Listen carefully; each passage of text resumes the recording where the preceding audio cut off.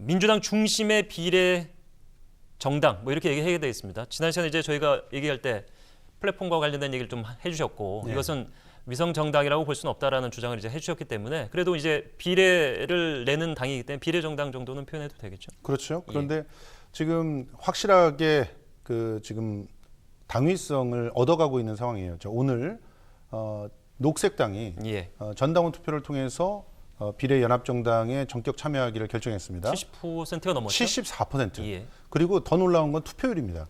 51.4%의 당원이 투표를 했어요. 이건 압도적입니다. 민주당 같은 경우도 30% 중반이었죠. 그렇네요. 그런데 지금 녹색당은 51.4%가 참가를 했으니까 굉장히 이 이슈에 대해서 녹색당이 뜨거운 그런 토론들을 갖다 벌였다는 거거든요. 녹색당 내에서 그런 필요성에 대한 공감대가 어느 정도 있었다 이런 해석도 뭐 가능하죠. 그렇죠. 그래서 원래는 이제 지도부가 결정한 걸 뒤집은 겁니다. 정당원 투표를 통해 가지고 거기서 어떤 시대적 이슈가 통한 거냐?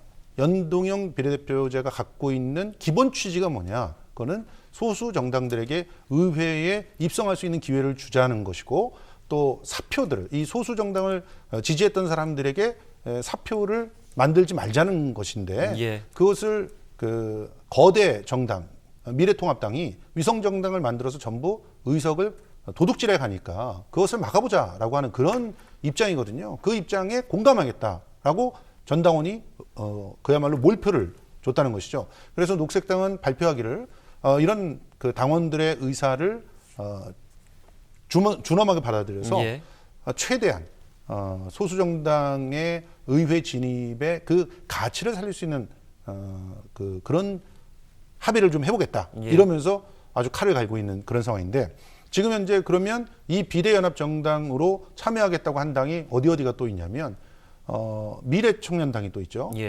그리고 또 기본소득당도 들어온다고 했습니다. 지금까지 그렇다면 다 이제 앞에 저 영상을 봤으면 원외, 그러니까 현역 의원이 없는 그런 그렇습니다. 당인 거죠? 그리고 지금 민생당 같은 경우도 심각하게 고민을 하고 있습니다. 벌써부터 유력한 그런 지도층에서 여기서는 당원들도 막 들끓지만 지도층의 일부들도 상당히 이제 적극적으로 움직이고 있어요.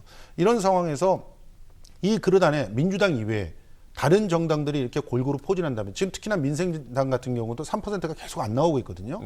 포진한다고 하면 당위성이 확보가 되는 것이죠. 그렇게 되면 이 안에서 지금 또 순번으로 상대적으로 더 소수인 그런 상황서부터 원칙을 세워가지고 채우고 10번 이후로 민주당이 양보를 하게 된다. 이런 상황이 된다면 충분히 설득을 할 수 있는 그런 상황이 만들어진다고 볼 수 있습니다.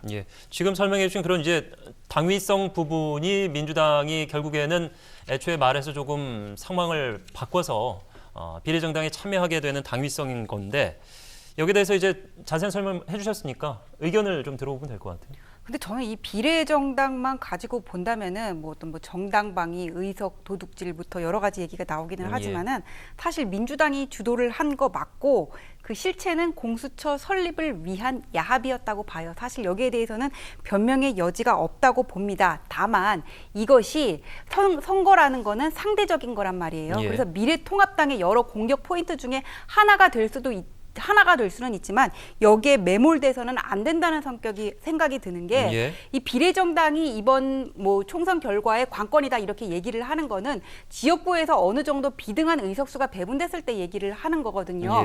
그리고 또 이제 선거제가 개편돼 가지고는 30석에 대해서는 연동형이 적용이 돼서 의석 지역구에서 많이 가져가면은 비례의석에서는 조금 가져갈 수밖에 없잖아요. 그래서 지금 그러니까 미래통합당이죠. 미래통합당이 여러 가지 어떤 공격 포인트 중에 이거를 하나를 가지고 비판을 할 수는 있는데 지금 미래통합당의 부족한 부분은 국민들이 절실하게 느끼는 부분이 뭔지를 공감하는 거하고 어떤 이슈를 선점하는 부분이라고 생각하거든요. 얼마 전에 재난 기본소득 얘기 나왔어요. 사실 많은 국민들이 거기에 대해서는 뭐 정치 쇼라고 생각할 수도 있고 동의하지 못하시는 분들이 많겠지만은 그렇다고 해서 그거를 무조건 부정을 하고 재정의 건전성만을 가지고는 부정을 하고 그냥 뭐 보유세 인하 이 정도로 넘어갈 부분은 아니거든요.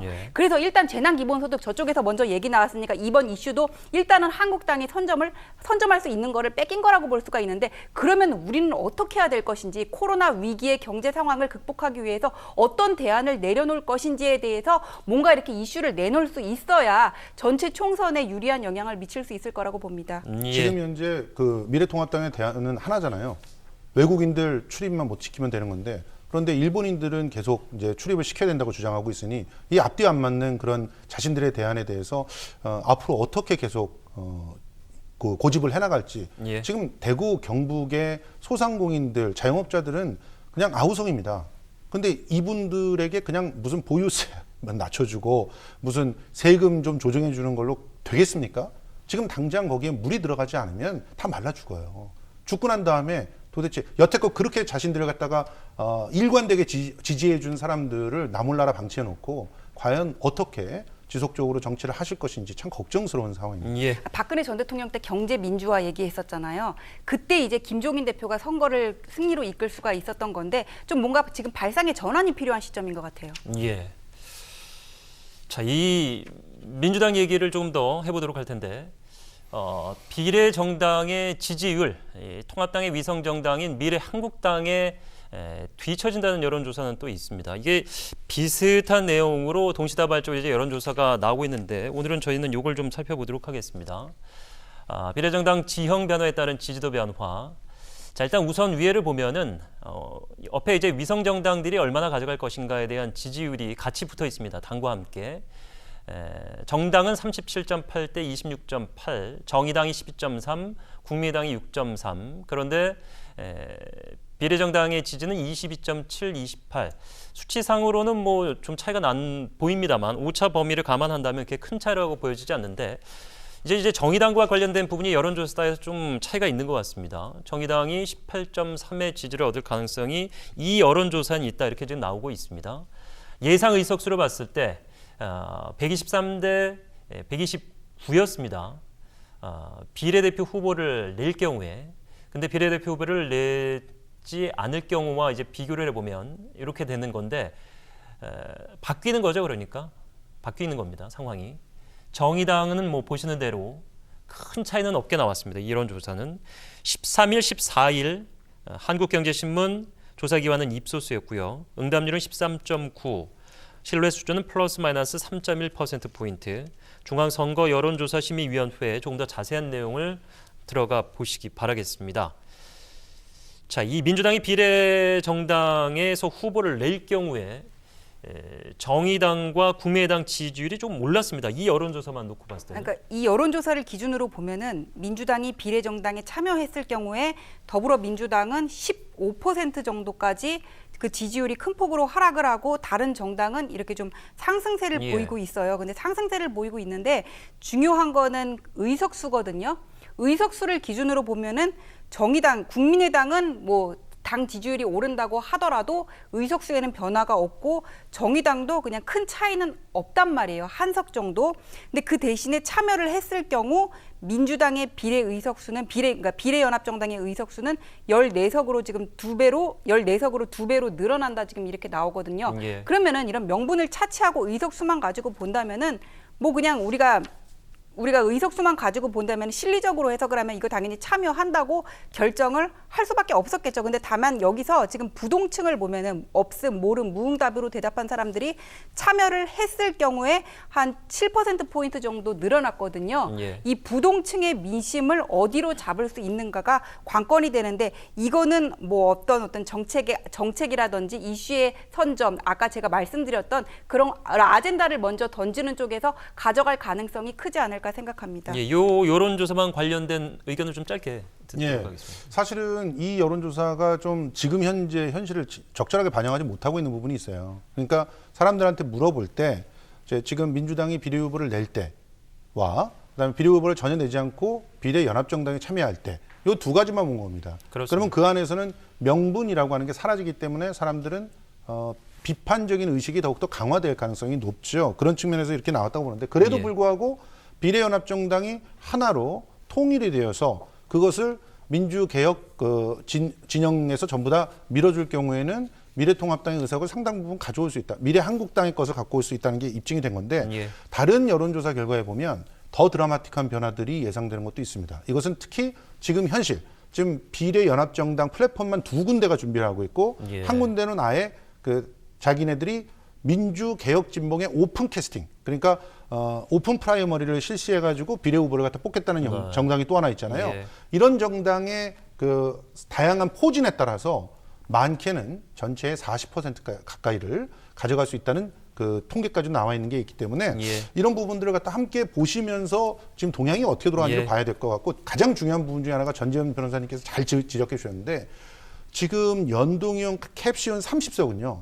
이거는 석수가 나오기 전에는 아무도 몰라요. 그렇습니다. 아무도 몰라요. 그러니까 예. 지역구에서 몇 석을 따는지 그리고 지금 그 남는 석들로 각 개를 어떻게 집어넣어 주는지를 따져봐야 되는 것이기 때문에 예. 막판까지 가봐야 그 결과를 확인할 수 있다고 생각합니다. 예, 민주당이 일단 목표치를 이루기 위해서는 비례정당에서 뭐 최대한 17석을 가져온다라는 가정하에 본인들이 이제 후순위 한 10번부터 16번까지 7개 정도를 현재로서는 이제 시뮬레이션으로 하고 있는 것 같은데 그러기 위해서 이제 통합당도 비슷한 고민을 하고 있는 건데 결국에는 이제 투표 용지에서 이게 이제 비례정당들이 우후죽순으로 늘어나면서 굉장히 이제 많을 것으로 예상이 되잖아요. 그렇죠. 그럼 과연 몇 번째 위치하는 것인가? 이름도 이제 급하게 다음 주 18일 정도에 이제 정해질 텐데 예. 현역 의원이 없으면 굉장히 이제 불리한데 뭐 현역 의원이 없으면 그걸 또 뭐 가나다 순으로 예, 맞습니다. 올린다고 하더라고요. 예, 예. 그렇기 때문에 어떻게든 현역 의원을 올려야 되는데 예. 이거 이제 파견 형식이라는 비만을 또 이제 받을 수 있는 소지가 있기 때문에 자, 이거 좀 간단하게 설명을 예. 드릴 필요가 있어요. 투표 용지가 2장이 나오잖아요. 그렇습니다. 그래서 지역구는 지역구대로 알아서 투표를 하시면 되는데 후보를 골라서 예, 후보를 골라서. 근데 비례 용지에는 거기에는 비례 후보를 내지 않는 당은 아예 빠져버린다는 얘기예요. 그러면 미래통합당하고 민주당, 더불어민주당이 빠진다는 거예요. 예. 그럼 1번이 누가 되느냐? 현역 의원이 가장 민생당.